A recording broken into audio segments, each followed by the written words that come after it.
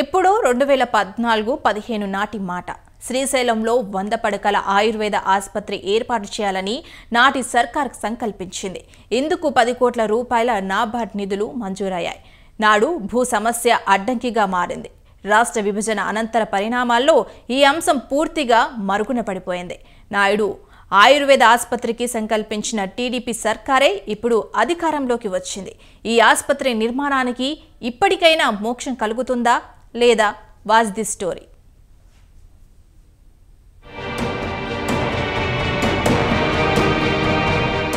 మొన్నటి వైసీపీ సర్కారుకు ముందు టీడీపీ సర్కార్ పాలన సాగించిన విషయం తెలిసిందే.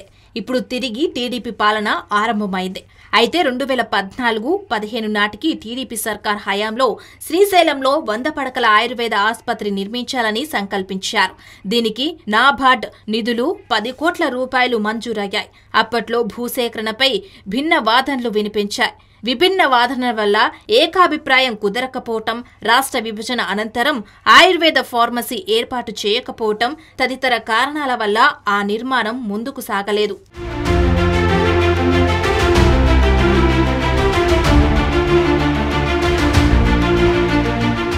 ఆయుర్వేద వైద్యానికి అనాదిగా ఆదరణ ఉంది.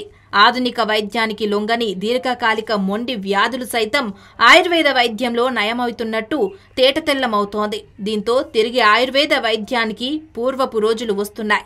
ఆయుర్వేదంలో ప్రధానంగా 8 రకాలైన చికిత్సా పద్ధతులు ద్వారా ఎలాంటి రోగమైనా నయమవుతుందని ఆయుర్వేద బిషప్లు, ఆయుర్వేద వైద్య శిఖామణులు తెలియజేస్తున్నారు.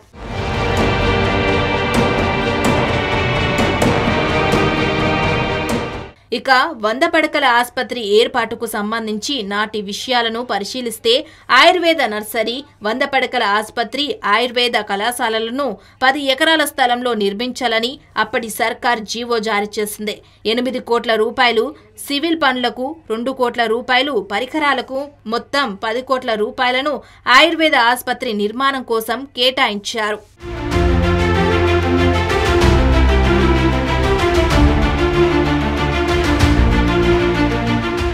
అప్పటి ప్రభుత్వ ఆదేశాల మేరకు ఏపీ వైద్య మౌలిక సదుపాయాల కల్పన సంస్థ అధికారులు రంగంలోకి దిగారు. శ్రీశైలంలో 10 ఎకరాల స్థల సేకరణలో భాగంగా 3 చోట్ల పరిశీలన జరిపారు. దేవస్థానం పరిధితో పాటు తెలుగు వర్సిటీ, ఔట్ రింగ్ రోడ్లను ఆనుకొని ఉన్న ప్రదేశాలను పరిశీలించారు. దేవస్థానం పరిధిలోని భూమిని ఇవ్వటం కుదరదని దేవాదాయ ధర్మాదాయ శాఖ అధికారులు తేల్చి చెప్పారు. దీంతో ఆయుర్వేద ఆసుపత్రి నిర్మాణానికి భూసేకరణ పెద్ద సమస్యగా మారింది. దీంతో ఆసుపత్రిని కర్నూలులో నిర్మించాలని కొందరు ప్రజాప్రతినిధులు సలహాలు ఇచ్చారు. అందుకు అనుగుణంగా ప్రయత్నాలు చేశారు. రాష్ట్ర విభజన అనంతర పరిణామాల్లో జిల్లా అభివృద్ధికి, ఆసుపత్రి నిర్మాణానికి మంజూరైన నిధులు సైతం వెనక్కు వెళ్లాయి.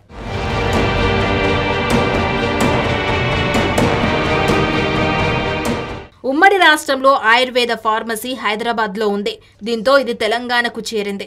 ఏపీ ఆయుర్వేద ఫార్మసీ కోల్పోయి దశాబ్దాల కాలం గడుస్తున్న ఉన్నతాధికారులు, పాలకులు దీనిపై దృష్టి సారించలేకపోయారు. ఏపీ రాష్ట్ర పరిధిలోని విజయవాడ నోరి రామశాస్త్రి ఆయుర్వేద వైద్య కళాశాల, 140 పడకల ఆయుర్వేద ఆసుపత్రి, కర్నూలు జిల్లా బనగానపల్లిలో 10 పడకల ఆసుపత్రి, నెల్లూరు జిల్లా అల్లూరులో 5 పడకల ఆయుర్వేద ఆసుపత్రి కొనసాగుతున్నాయి. ఇక ఇవే కాక 500 ఆయుర్వేద డిస్పెన్సరీలు రాష్ట్రంలో కొనసాగుతున్నాయి.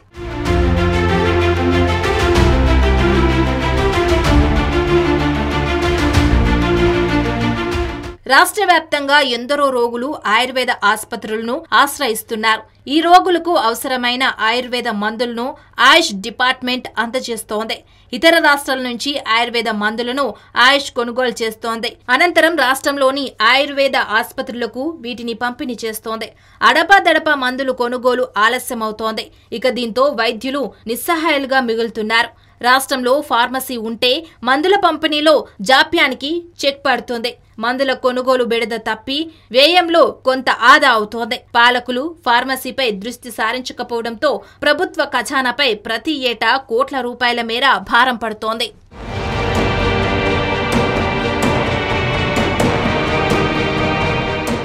దట్టమైన నల్లమల్ల అటవీ ప్రాంతంలో ఉన్న శ్రీశైలంలో ఆ పరిసరాల్లో వేలాది ఆయుర్వేద మొక్కలు ఉన్నాయి. శ్రీశైలంలో ఫార్మసీ ఏర్పాటు చేస్తే ప్రభుత్వానికి 2 రకాల ప్రయోజనాలు చేకూరుతాయి.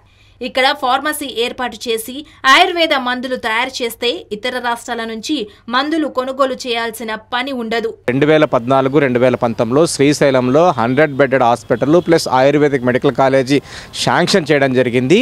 అయితే స్థల ప్రభావంతో అది ఒక కొలిక్కి రాకపోవడం జరిగింది. కాబట్టి ప్రస్తుతం రిక్వెస్ట్ చేయడం ఏంటంటే ఇప్పుడు మళ్ళీ ప్రభుత్వం వచ్చింది కాబట్టి 5 సంవత్సరాల్లో ఖచ్చితంగా దీన్ని ఒక రూపం దాల్చి ప్రజలకు సేవలు అందించవలసిందిగా కోరుతున్నాం. స్థల ప్రభావం ఏర్పడింది కాబట్టి ఓర్వకల్ ప్రాంతంలో మంచి భూములు ఉన్నాయి కాబట్టి ఇక్కడ Ayurvedic medical college 100 bedded hospital ఏర్పాటు చేసినట్లయితే జిల్లా వ్యాప్తంగా అందరికీ ఉపయోగపడుతుంది. అదేవిధంగా శ్రీశైలం అడవుల్లో 4500 మెడిసినల్ ప్లాంట్స్ ఉన్నాయి కాబట్టి రెండో అంశంగా శ్రీశైలంలో ఒక ఫార్మసీని ఏర్పాటు చేసినట్లయితే ఎందుకంటే ఆయుర్వేద ఉత్పత్తులు అన్నిటి కూడా ఉపయోగంలోకి వస్తాయి. శ్రీశైలం అడవుల్లో ఎన్నో ఆయుర్వేద మొక్కలు లభిస్తాయి. మొక్కల్లో ఎన్నో జాతులు మనకు కనిపిస్తాయి. దేవదారు, వెల్ల ఈశ్వరి, నాగముష్టి, మయూర శాఖ, మల్లేరు, చిల్లగింజలు తదితర ఎన్నో మొక్కలు ఔషధాల తయారీకి పనికొస్తాయి.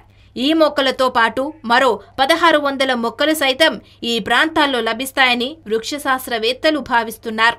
ఈ కారణంగా ప్రభుత్వ తరపు శ్రీశైలంలో ఫార్మసీ ఏర్పాటు చేయటం అత్యంత సమంజసమని పలువురు స్పష్టం చేస్తున్నారు. శ్రీశైలం పరిసర ప్రాంతాలలో ఉన్న నల్లమల అడవులలో 4500 వనమూలికలు ఉండడంతో ఆ వనమూలికలను సేకరించి ఒక ఆయుర్వేద ఫార్మసీని ఏర్పాటు చేయడం ద్వారా ఇక్కడ స్థానికంగా ఉన్నటువంటి గిరిజనులకు ఉపాధి చూపడంతో పాటు రాష్ట్ర వ్యాప్తంగా ఉన్నటువంటి ప్రభుత్వ ఆయుర్వేద డిస్పెన్సరీలకు కూడా మందులు సప్లై చేసే అవకాశం ఉంది. ఈ దిశగా ఓరకల్ సమీపంలో ఒక 100 బెడ్ హాస్పిటల్తో పాటు శ్రీశైలంలో ఒక ఆయుర్వేద ఫార్మసీని ఏర్పాటు చేసేలాగా చొరవ చూపాలని పలువురు ప్రభుత్వాన్ని డిమాండ్ చేస్తున్నారు. కెమెరా పర్సన్ బాబుతో శ్రీనివాస్, స్వతంత్ర న్యూస్, శ్రీశైలం, నంద్యాల జిల్లా.